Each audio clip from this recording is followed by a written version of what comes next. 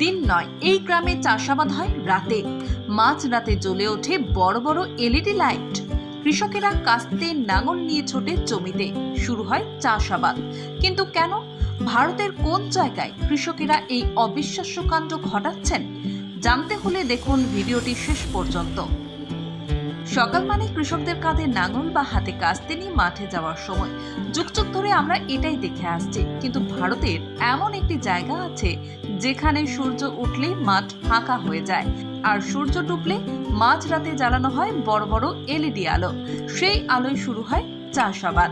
হ্যাঁ, ঠিকই শুনছেন, ঘটনাটি ঘটছে ভারতের উত্তরপ্রদেশের বান্দা জেলায়। রাজস্থানের চুরুর গ্রামের কথা তো আমরা সকলেই জানি, কিন্তু এই বান্দা জেলা এখন গরমের দিক থেকে রাজস্থানকেও টেক্কা দিচ্ছে। এপ্রিলের শেষের দিক থেকে এই বান্দা ছিল ভারতের উষ্ণতম স্থান। এখানে বেলা বাড়ার সঙ্গে সঙ্গে থার্মোমিটারের পারদ 48 ডিগ্রি সেলসিয়াস পার করে যায়। গরম এতটাই অসহ্য যে সকাল 10টা বাজলেই গোটা বান্দা শহর মরুভূমির মতো খাঁকা করতে শুরু করে। রাস্তায় কোনো মানুষ থাকে না, কোনো গাড়ি চলে না। দেখে মনে হয় যেন পুরো শহরে কারফিউ চলছে। কেন রাতে চাষ হচ্ছে? এই তীব্র দাবদাহের কারণে স্থানীয় মানুষজন ভোর হতেই ঘরের বাইরে বের হন এবং সকাল 9টার মধ্যে সমস্ত জরুরি কাজ সেরে দিয়ে ঘরে ঢুকে যান। আর এই চরম আবহাওয়ায় সবচেয়ে বড় কোপ পড়েছে কৃষকদের উপর। এই তীব্র রোদে মাঠে দাঁড়িয়ে চাষ করা তো দূরের কথা, 10 মিনিট দাঁড়িয়ে থাকাই সম্ভব নয়। কিন্তু পেট তো আর গরম বোঝে না, তাই পেটের তাগিদে এবং ফসল বাঁচাতে কৃষকেরা বের করেছেন এক অভিনব উপায়। তারা এখন চাষের জমিতে চারপাশে বড় বড় এলইডি আলো লাগিয়ে দিয়েছেন।